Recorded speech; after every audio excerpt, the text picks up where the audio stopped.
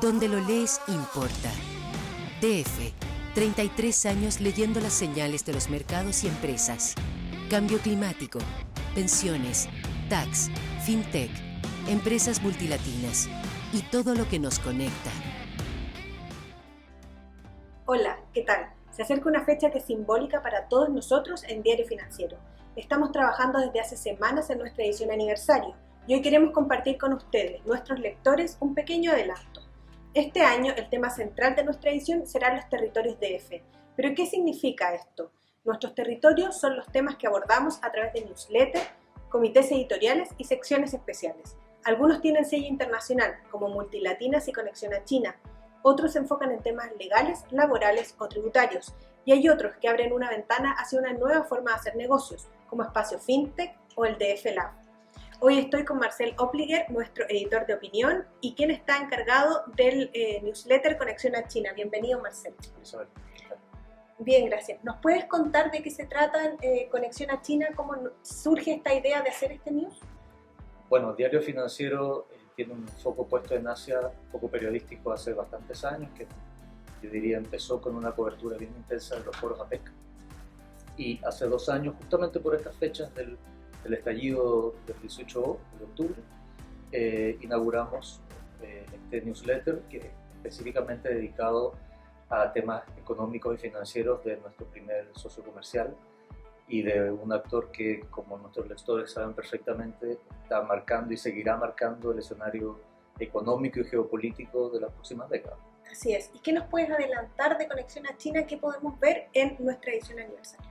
Mira, tuvimos la suerte de poder hablar con el embajador chino que llegó este año, una conversación muy interesante.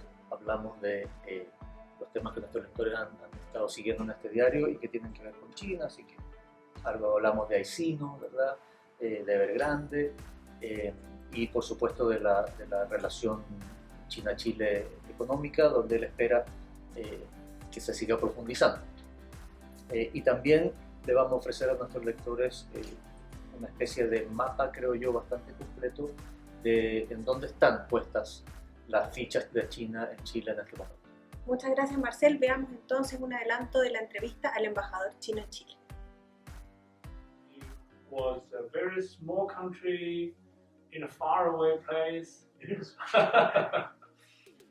But when I did arrive, I learned that Chile is very large by landmass, 750,000 square kilometers.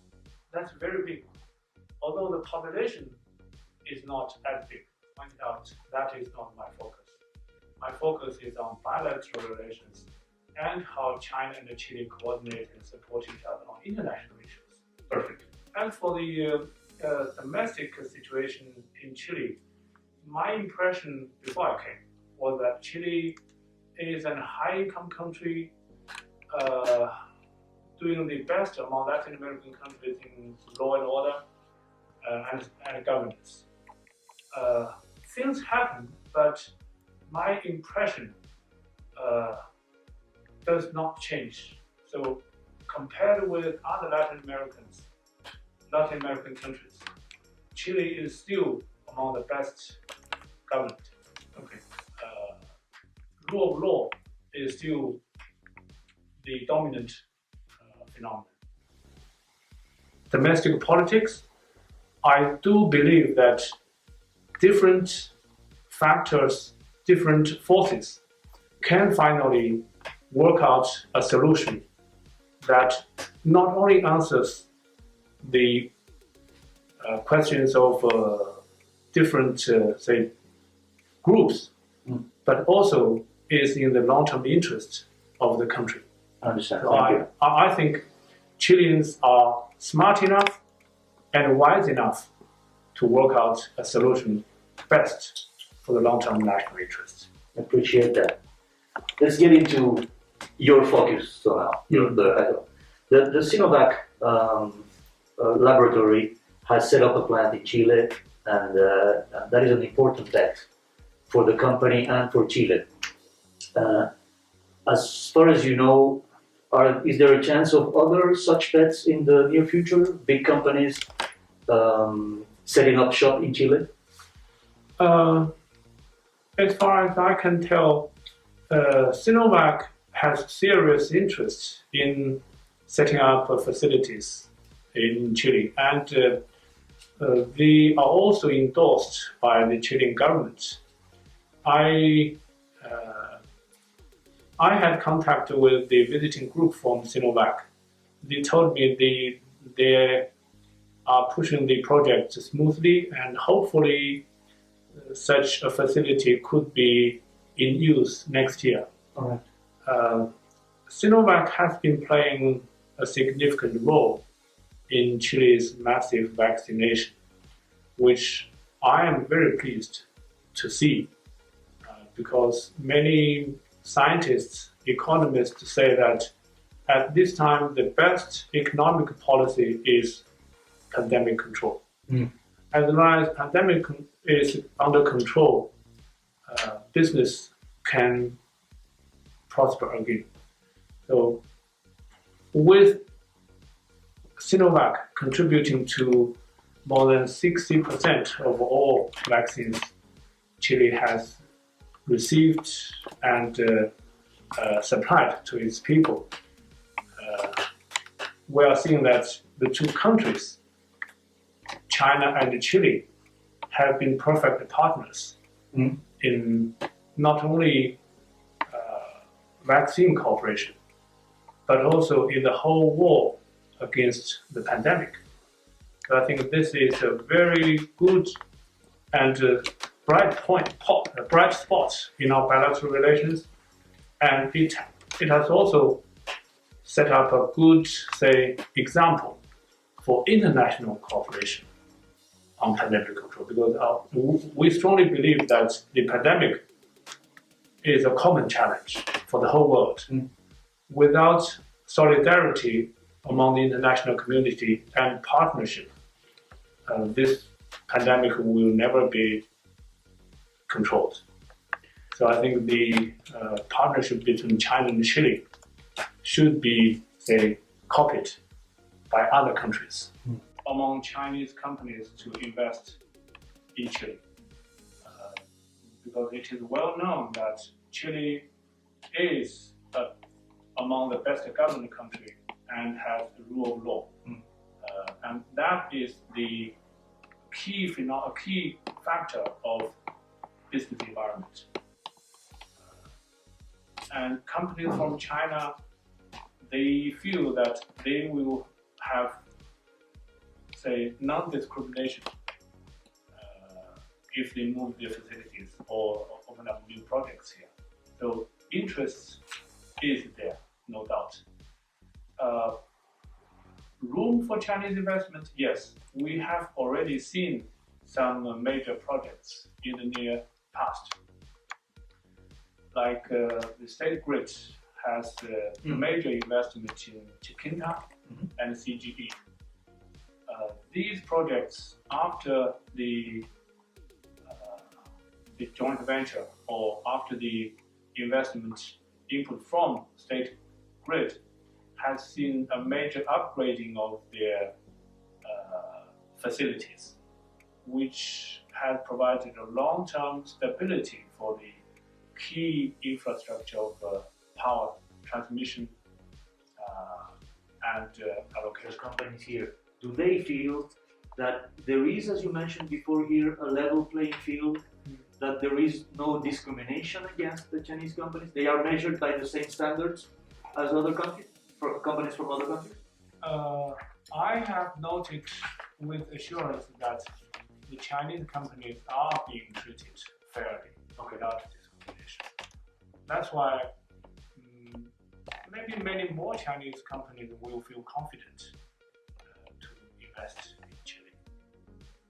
As far as you know, do these not speaking now about the lack or presence of discrimination, but doing business in Chile for companies, for Chinese companies, how do they find the business climate? Is it, or the business culture? Is it easy for them to operate here? I've talked with a few companies here from China. They feel confident. They are satisfied with the business culture here. they say Chile is a country of very good governance, and you have a good tradition of rule of law and opening mentality. That is why they moved their business here. And at the corporate level, is it easy to work with their counterparts, with Chilean executives? My impression that Chinese companies are doing fine on corporate level with their partners, business partners. Okay. I would like to ask you now about two things that have put China in the news. It's been on the news covers around the world. It's an enormous company, and there are, as far as I've read, some analysts fear that the problems of this company may be a symptom of bigger problems in the real estate sector in China, which is, of course, an engine of growth for the entire economy. Is that a concern? Frankly speaking, I know little about the real estate industry, because as a normal citizen, I'm concerned that a house is to live rather than to, say, speculate. To invest, exactly, to make investment. To make investment, to speculate, to make profit out of it. Yes. There has been some new coverage on Evergrande, right? Evergrande, yes. Sorry, I'm not familiar with its English name, Evergrande. Evergrande is among the biggest real estate companies in China. Yes. But one company, the impact of one company has to be seen as the decision or the fate of the company. We should try to avoid overreading the impact of one company. And especially considering that the Chinese government, the philosophy of the Communist Party of China is that China should be run for the fundamental interests of the whole population, and the country should not, say, be kidnapped by major capital. Okay. So whenever needed for the interests of the people and for the long-term interest of the country's future, it is the duty of the government to, say, make rules according to the wishes of the people. That, I think, if we can solve one problem after another, the future of the economy will be even more, say, promising. So I don't see the Evergrande case as sort of ominous. Okay. Yes. Understood. So as long as there are problems, we solve problems. I appreciate your time, Ambassador. Thank you very much. Thank you. Thank you for coming. Thank you. Donde lo lees importa. DF, 33 años leyendo las señales de los mercados y empresas. Cambio climático, pensiones, tax, fintech, empresas multilatinas y todo lo que nos conecta.